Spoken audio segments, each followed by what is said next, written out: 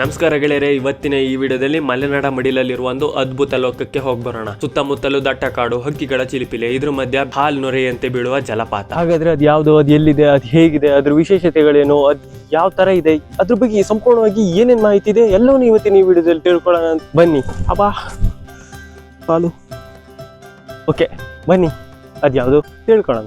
ಚಿಕ್ಕಮಗಳೂರು ಜಿಲ್ಲೆಯ ಶೃಂಗೇರಿ ಬಳಿ ಇರುವ ಒಂದು ಸುಂದರ ಜಲಪಾತವೇ ಸಿರಿಮನೆ ಜಲಪಾತ.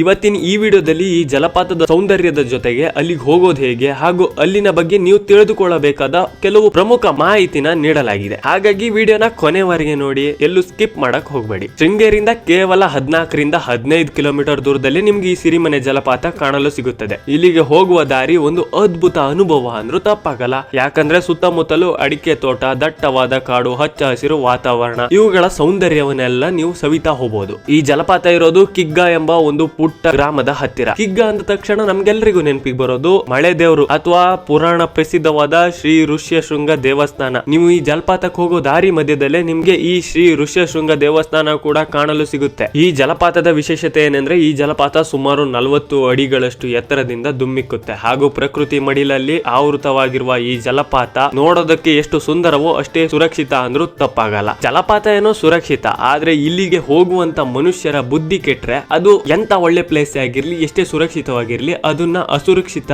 ಅಂದ್ರೆ ಹಾನಿಕಾರಕ ಸ್ಥಳವಾಗಿ ಕನ್ವರ್ಟ್ ಮಾಡೋದೇನು ದೊಡ್ಡ ವಿಷಯ ಅಲ್ಲ. ಹಾಗಾಗಿ ನಮ್ಮ ಬುದ್ಧಿ ನಮ್ಮ ಕಂಟ್ರೋಲ್ ಅಲ್ಲೇ ಇರ್ಲಿ, ಆ ಸುರಕ್ಷಿತ ತಾಣ ಸುರಕ್ಷಿತವಾಗಿ ಉಳಿಲಿ ಅನ್ನೋದನ್ನ ಮನಸ್ಸಲ್ಲಿ ಇಟ್ಕೊಂಡು ಯಾವುದೇ ಪ್ರವಾಸಿ ತಾಣಗಳನ್ನ ನಾವು ಭೇಟಿ ಕೊಡ್ಬೇಕಾಗುತ್ತೆ. ಹಾಗೆ ನಮ್ಮ ಜೀವಕ್ಕೆ, ನಮ್ಮ ಸುತ್ತಮುತ್ತಲಿರುವ ಜೀವಕ್ಕೆ ಅಥವಾ ನಮ್ಮಿಂದ ಬೇರೆಯವರ ಜೀವಕ್ಕೆ ಯಾವುದೇ ರೀತಿ ಹಾನಿಯಾಗದ ರೀತಿ, ಹಾಗೆ ಅಲ್ಲಿರುವಂತ ಸಿಬ್ಬಂದಿ ವರ್ಗಕ್ಕೂ ತೊಂದರೆ ಆಗದ ರೀತಿ, ಹಾಗೆ ಆ ಪ್ರದೇಶಕ್ಕೆ ಯಾವುದೇ ಕೆಟ್ಟ ಹೆಸರು ಬರದಿರುವ ರೀತಿಯಲ್ಲಿ ನಾವು ನೋಡ್ಕೋಬೇಕಾಗಿರೋದು ನಮ್ಮ ಜವಾಬ್ದಾರಿ. ಇವತ್ತು ನೀವು ಒಂದು ಪ್ರವಾಸಿ ತಾಣಕ್ಕೆ ಹೋಗಿ ಏನೋ ಹಾಳು ಮಾಡಿ ಬಂದ್ರಿ ಅಂದ್ರೆ ಅದರಿಂದ ನಿಮಗ್ ತೊಂದರೆ ಆಗದೆ ಇರಬಹುದು, ಆದ್ರೆ ನಿಮ್ಮ ಮುಂದಿನ ಜನರೇಷನ್ಗೆ ತೊಂದರೆ ಆಗುತ್ತೆ. ಅದನ್ನ ಮನಸ್ಸಲ್ಲಿ ಇಟ್ಕೊಂಡು ನೀವು ಎಲ್ಲಾ ಪ್ರವಾಸಿ ತಾಣಗಳನ್ನ ಭೇಟಿ ನೀಡಿ ಅಥವಾ ಯಾವುದೇ ಒಂದು ತಾಣಗಳಿಗೆ ಹೋಗೋದಾದ್ರೆ ಈ ವಿಷಯನ ನೀವು ಮನಸ್ಸಲ್ಲಿ ಇಟ್ಕೊಳ್ಳಿ. ಇಂತ ಒಳ್ಳೆ ವಿಷಯ ನಾನು ಹೇಳ್ತಿದ್ದೀನಲ್ಲ, ಹಾಗಾಗಿ ನನ್ನ ಚಾನಲ್ ನ ಸಬ್ಸ್ಕ್ರೈಬ್ ಆಗಿ, ಓಕೆನಾ? ಇಲ್ಲಿ ಜಲಪಾತದ ಹತ್ತಿರಕ್ಕೆ ಹೋಗಿ ನೀರಲ್ಲಿ ಮನಸೋ ಇಚ್ಛೆ ಆಟ ಆಡಬಹುದು. ಕುಟುಂಬದವರು, ಮಕ್ಕಳು, ಮರಿಗಳು ಹಾಗೆ ಸ್ನೇಹಿತರ ಜೊತೆ ಕಾಲ ಕಳೆಯಲು ಇದೊಂದು ಅತ್ಯುತ್ತಮ ತಾಣ ಅಂದ್ರೂ ತಪ್ಪಾಗಲ್ಲ. ಇಲ್ಲಿ ಪ್ರವಾಸಿಗರಿಗೆ ಇಳಿಯಲು ಮೆಟ್ಟಿಲ ವ್ಯವಸ್ಥೆ ಇದೆ, ಹಾಗಾಗಿ ಕೆಳಗೆ ಇಳಿದು ಹೋಗೋದು ತುಂಬಾ ಕಷ್ಟ ಏನಾಗಲ್ಲ. ಅಷ್ಟೇ ಅಲ್ಲದೆ ಸುತ್ತಮುತ್ತಲು ನಿಮ್ಗೆ ಬೇಕಾದ್ರೆ ಏನಾದ್ರೂ ಸಣ್ಣ ಪುಟ್ಟ ಶಾಪಿಂಗ್ ಮಾಡ್ಕೊಳ್ಳಲು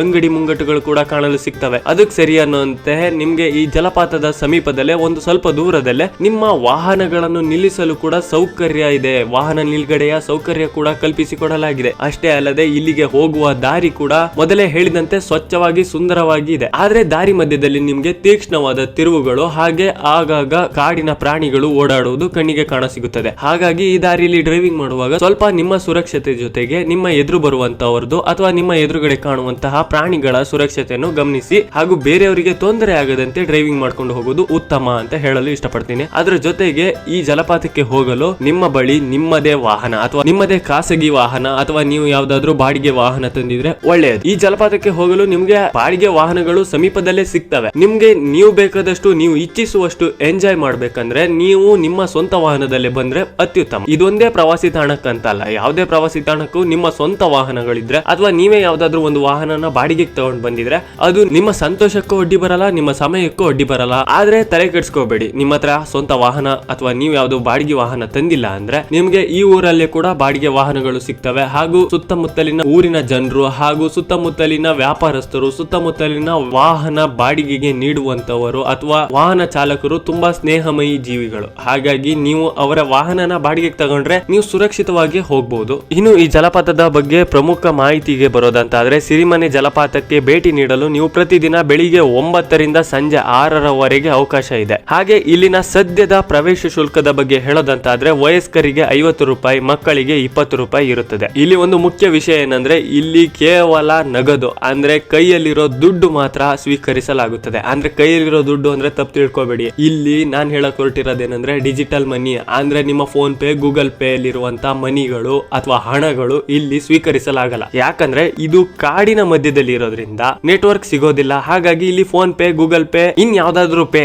ಏನಾದ್ರು ಇತ್ತು ಅಂದ್ರೆ ಅದ್ ಯಾವ್ದು ಇಲ್ಲಿ ನಡೆಯಲ್ಲ, ಓಕೆನಾ? ಹಾಗಾಗಿ ನಿಮ್ಮ ಕೈಯಲ್ಲಿ ಒಂದಿಷ್ಟು ಹಣ ತಗೊಂಡಲ್ಲಿ ಹೋಗಿ. ನೀವು ಮಲೆನಾಡಲ್ಲಿ ಟ್ರಾವೆಲ್ ಮಾಡ್ತಿದ್ದೀರಾ ಅಥವಾ ಈ ಹಳ್ಳಿಗಾಡಲ್ಲಿ ಟ್ರಾವೆಲ್ ಮಾಡ್ತಿದ್ದೀರಾ ಅಂದ್ರೆ ನೀವು ನಿಮ್ಮ ಮೊಬೈಲ್ ನ ಅಥವಾ ನಿಮ್ಮ ನ್ಯಾವಿಗೇಷನ್ ಅಥವಾ ನಿಮ್ಮ ನೆಟ್ವರ್ಕ್ ನ ನೀವು ನಂಬ್ಕೊಂಡಿದ್ರೆ ಖಂಡಿತ ಇಲ್ಲಿ ನೀವು ಟ್ರಾವೆಲ್ ಮಾಡಕ್ ಆಗಲ್ಲ. ಅದಕ್ಕೋಸ್ಕರ ನಿಮ್ಮ ಡಿಜಿಟಲ್ ಅಥವಾ ವರ್ಚುವಲ್ ಅಲ್ಲದೆ ನಿಮ್ಮ ಫಿಸಿಕಲ್ ಅಲ್ಲಿ ನಿಮ್ಮ ಸ್ಟ್ರೆಂತ್ ಇರಬೇಕು. ಫಿಸಿಕಲ್ ಸ್ಟ್ರೆಂತ್ ಮೀನ್ಸ್ ನಿಮ್ಮ ಹತ್ರ ಬರೀ ವಿಲ್ ಪವರ್ ಅಂತ ಅಲ್ಲ ನಾ ಹೇಳ್ತಿರೋದು, ಮನಿ ಪವರ್ ಆಗಿರ್ಲಿ ಏನೇ ಇರ್ಲಿ, ಅದು ನಿಮ್ಗೆ ಕೈಗೆ ಸಿಗುವಂತೆ ಇರಬೇಕು. ನೀವು ಅಲ್ಲಿ ಹೋಗ್ಕೊಂಡು ನೆಟ್ವರ್ಕ್ ಸಿಗ್ತಿಲ್ಲ ಅಂತ ಪರದಾಡಿ ಸುಮ್ನೆ ವಾಪಸ್ ಬರಕ್ಕಿಂತ ಹೋಗುವಾಗ್ನೆ ಮುನ್ನೆಚ್ಚರಿಕೆ ಅಥವಾ ಹೋಗುವಾಗ್ನೆ ಸ್ವಲ್ಪ ನೀವು ಅಲ್ಲಿನ ಬಗ್ಗೆ ತಿಳ್ಕೊಂಡು ಹೋಗೋದು ಒಳ್ಳೇದು. ಆ ತರ ವಿಷಯಗಳನ್ನ ತಿಳ್ಕೊಳಕೋಸ್ಕರ ನೀವು ನಮ್ಮ ಈ SD Days ನ ಸಬ್ಸ್ಕ್ರೈಬ್ ಮಾಡ್ಕೊಂಡ್ರೆ ಈ ತರ ಗುಡ್ಡಗಾಡಲ್ಲಿರೋ ಪ್ರದೇಶಗಳನ್ನ ಅಥವಾ ನಿಮ್ ಸುತ್ತಮುತ್ತಲೇ ಇರುವಂತ ಪ್ರದೇಶ ನಿಮ್ಗೆ ಗೊತ್ತಿಲ್ದಿದ್ರೆ ಅದ್ರ ಬಗ್ಗೆ ತಿಳಿಸ್ಕೊಡಕ್ಕೆ ನಾವಿದೀವಿ. ಓಕೆನಾ? ಸರಿ, ಹಾಗಾದ್ರೆ ಸಿರಿಮನೆ ಜಲಪಾತಕ್ಕೆ ಭೇಟಿ ನೀಡಾಯ್ತು, ಸಿರಿಮನೆ ಜಲಪಾತ ನೋಡಿ ಆಯ್ತು. ಇನ್ನು ನಿಮ್ಮ ಹತ್ರ ಸಮಯ ಉಳಿದಿದ್ಯಾ? ಹಾಗಾದ್ರೆ ನೀವು ಸಮೀಪದಲ್ಲೇ ಇರುವ ಕುಂದಾದ್ರಿ ಬೆಟ್ಟಕ್ಕೆ ಕೂಡ ಭೇಟಿ ನೀಡಬಹುದು, ಅಥವಾ ಸೂರ್ಯಾಸ್ತಕ್ಕಂತಾನೆ ಹೆಸರುವಾಸಿಯಾಗಿರುವಂತ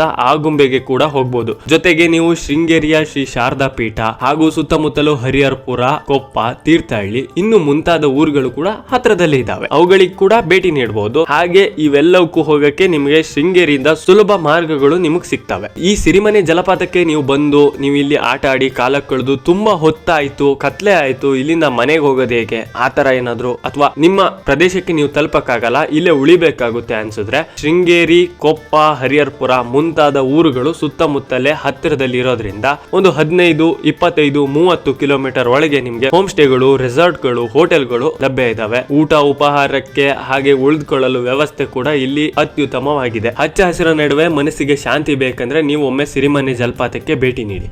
ಓಕೆ, ನೋಡಿದ್ರಲ್ಲ ಫ್ರೆಂಡ್ಸ್, ಇವತ್ತಿನ ಈ ವಿಡಿಯೋದಲ್ಲಿ ನಾನು ನಿಮಗೆ ಸಿರಿಮನೆ ಜಲಪಾತದ ಬಗ್ಗೆ ನಂಗೆ ಗೊತ್ತಿರೋಷ್ಟು ಮಾಹಿತಿನ ತಿಳಿಸ್ಕೊಡೋಕೆ ಪ್ರಯತ್ನ ಮಾಡಿದ್ದೆ. ಹಾಗಾದ್ರೆ ನೀವಿನ್ನು ನಮ್ಮ ಚಾನಲ್ ನ ಸಬ್ಸ್ಕ್ರೈಬ್ ಆಗಿಲ್ಲ ಅಂದ್ರೆ ಸಬ್ಸ್ಕ್ರೈಬ್ ಆಗಿ ಪಕ್ಕದಲ್ಲಿರೋ ಬೆಲ್ ಐಕಾನ್ ಆಲ್ ಅಂತ ಸೆಟ್ ಮಾಡಿ, ಇದರಿಂದ ನಾವು ಎಲ್ಲ ವಿಡಿಯೋ ಬೇಗ ಬಂದು ತಲುಪುತ್ತೆ. ಹಾಗೆ ಈ ವಿಡಿಯೋಕ್ಕೆ ನೀವು ಲೈಕ್ ಮಾಡಿಲ್ಲ ಅಂದ್ರೆ ಲೈಕ್ ಮಾಡಿ, ಹಾಗೆ ಈ ವಿಡಿಯೋನ ನಿಮ್ಮ ಫ್ರೆಂಡ್ಸ್ ಫ್ಯಾಮಿಲಿ ಎಲ್ರಿಗೂ ಶೇರ್ ಮಾಡಿ. ಹಾಗೆ ವಿಡಿಯೋ ಹೇಗಿತ್ತು ಅನ್ನೋದನ್ನ ಕಮೆಂಟ್ ಮಾಡಿ. ನಾನು ನಿಮ್ಗೆ ಇನ್ನೊಂದು ವಿಡಿಯೋದಲ್ಲಿ ಮತ್ತೊಂದು ವಿಷಯದೊಂದಿಗೆ ಸಿಗ್ತೀನಿ. ಅಲ್ಲಿವರೆಗೂ ನಮಸ್ಕಾರ, ಬಾಯ್ ಬಾಯ್, ಟಾಟಾ.